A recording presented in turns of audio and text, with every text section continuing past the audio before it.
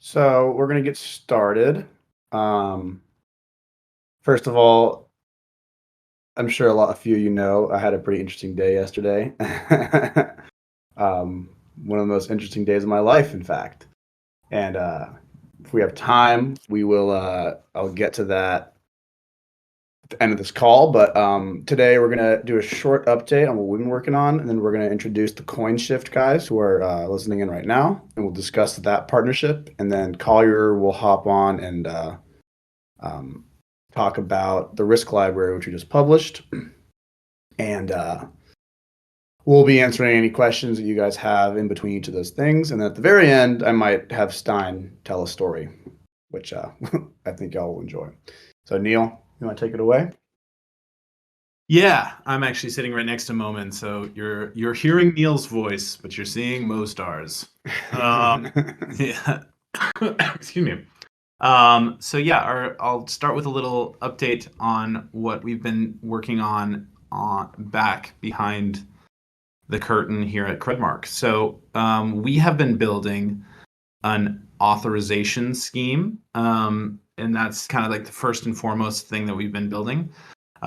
Since we put out this risk library, we need to provide you, our community, with all of the real-time metrics around that. And we want to reward anyone who is, holding CMK and supporting the project with all the, up-to-date risk metrics about, we're starting with collateralized lenders, and we will be incorporating the Uniswap v3 stuff from the hackathon eventually. But right now, we have models that we built internally for these collateralized lenders, and those are described in our risk library, but y'all want to see them on graphs.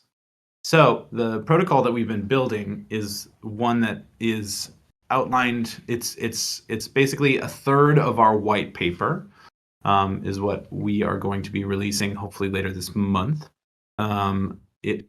It allows you to stake CMK in order to get access to this risk data that we've been describing.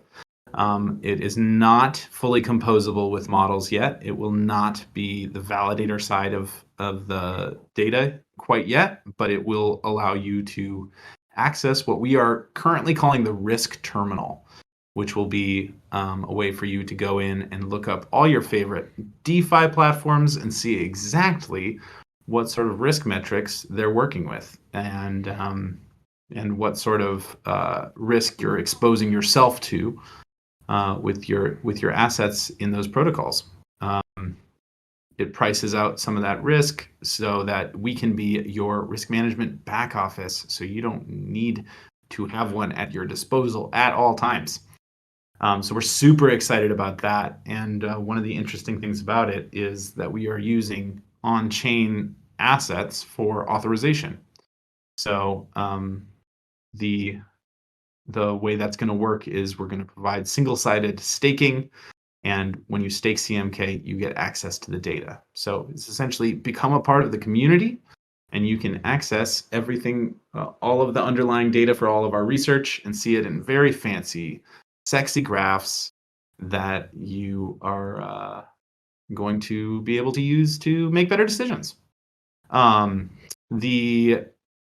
puts us at full utility. That puts us at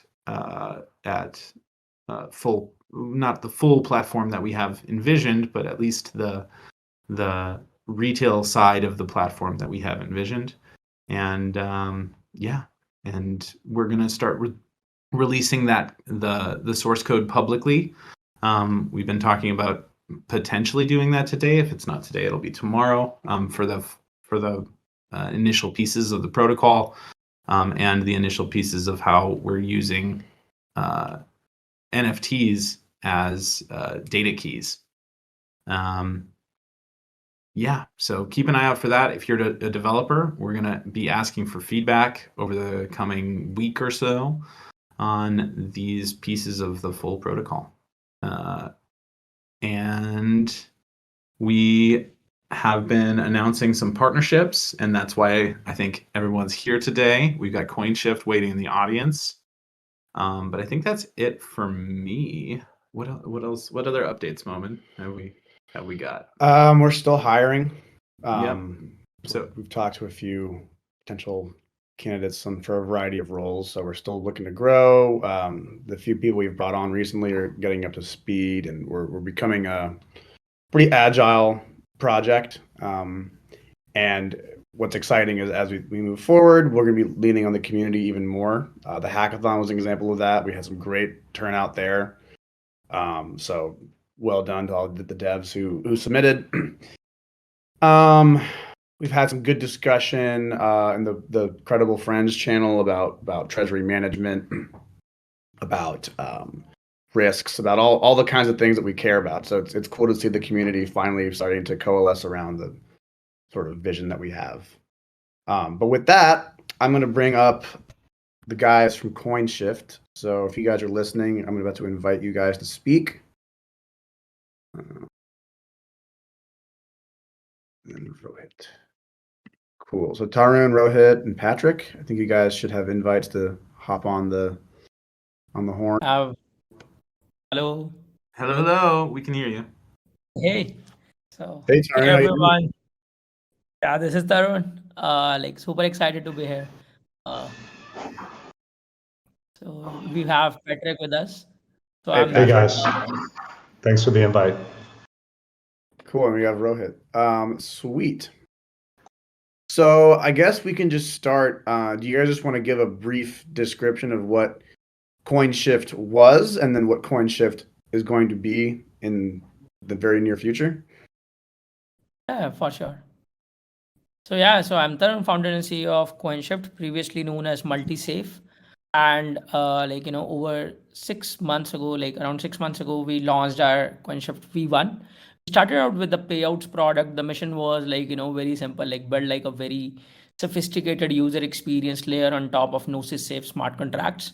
So as we all know, like all DAOs and crypto companies majorly have like multi-sig committees or multi-sig, sub DAOs on top of their treasury, right?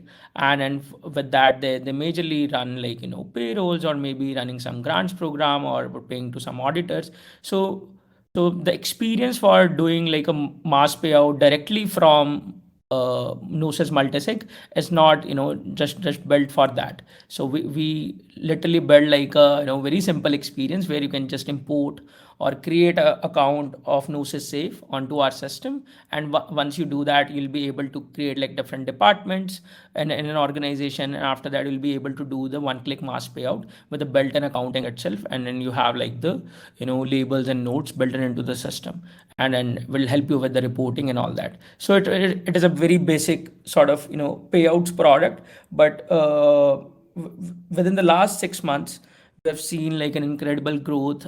Some of the organizations, including Uniswap, Balancer, Masari, Consensus, by Economy, Idle Finance, they are like a lot of good organizations and DAOs started using us for their payouts.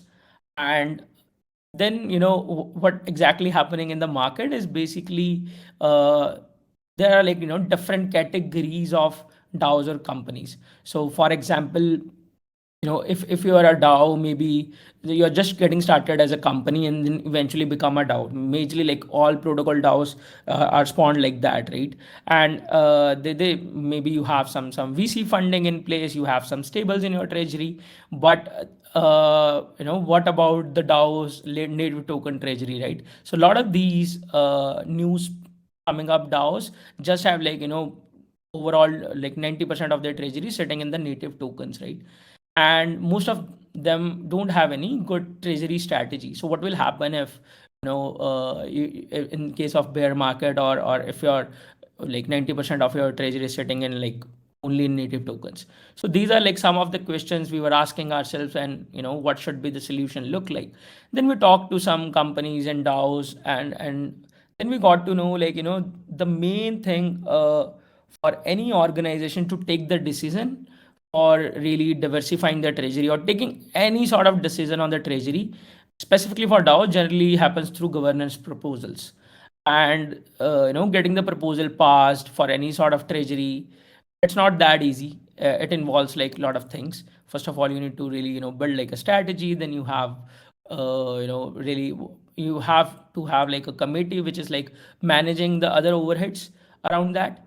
And then the other important factor is like, what kind of risk you're really taking while having any diversification. So then actually, Rohit, who is our like one of our leading engineer at Coin, just came up with the idea of, maybe doing some sort of risk assessment for these organizations, and doing some sort of risk appetite sort of thing. And you can just see like, which are the protocols which is like risk adjusted, or you have some sort of risk reports for the protocols. And then maybe it'll really help you in the smart decision making. Then we verified this thing with some of the companies and DAOs like Gnosis and various other people, and then we got to know definitely like, there is a huge problem of assessing the risk. And for specifically for risk for these large treasuries, what is happening is, so for like big protocols like Compound and Aave, so for example Aave, they have like a risk DAO itself, right? They are doing a lot of stuff for the underlying risk which is associated with the Aave protocol, and that's great. And similarly, Gnosis has like, maybe some in-house team to managing all the